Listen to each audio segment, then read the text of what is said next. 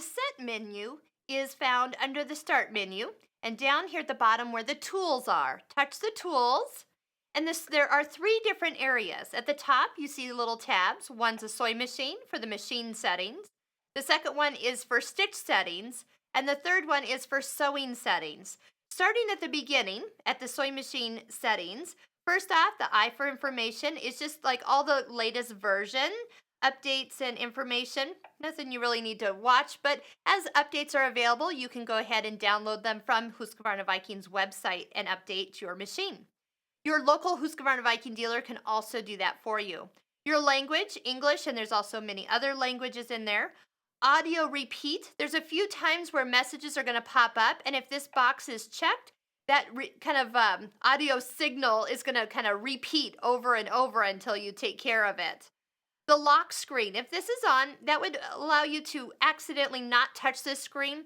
I've used that at times when I have a large bulky project that's going to be kind of working in through the inside of my machine, and it could actually touch. And so then what it'll be is like a screen like this is going to come up, and it won't allow you to accidentally choose another stitch or move settings accidentally with the big bulky project. You'd actually have to touch OK. So we're going to uncheck that. We definitely don't need a lock screen on. And if for any reason this touchscreen becomes unadjusted, meaning as you push one box, for example, the one right next to it, the right side, becomes available, you can readjust the touchscreen by going in here and it'll walk you through your options. Back to the stitch settings. Now the stitch settings are going to be based on whatever stitch you're currently on. So if you go in with the zigzag selected, start menu, back to tools, that means that you can adjust the balance of that zigzag stitch, where you can adjust the forward and reverse feeding of it, and also the pressure. You can override the pressure defaults and go into what your setting for the pressure foot should be for that stitch. So just kind of note, if you need to change stitches, you will need to go back into the tools of the set menu and change your stitch settings. The third one, sewing settings. Starting at the top with the twin needle, right now it says off, means no twin needle is on. But if I was to go ahead and pick any of the sizes available, like for example, if I pick a 2.0 twin needle, it'll show here. If I go out, what's really nice is it's going to show us the stitch in the twin needle setting. So it'll actually show you what it's going to look like, which is kind of neat. When you go and start selecting other stitches, you'll see the double look that you're going to get. And that's kind of neat to see before you stitch. To go in, to turn it off, or to choose another size, you can do that and we'll turn it back off. Stitch with safety. If you put on that straight stitch throat plate that came with your machine, check that box.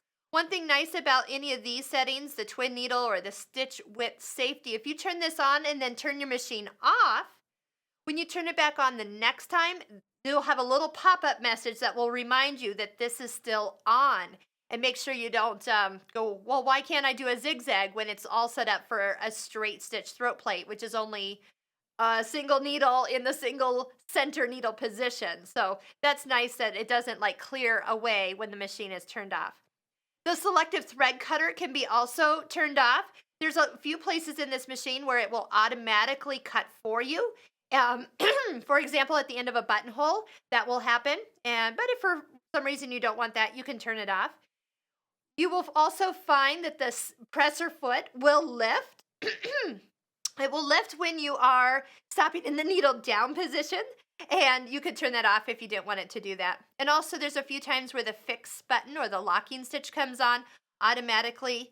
I like to leave these on because they are helpful, but if there's times where that does not work for your project, come into the set menu and turn them off.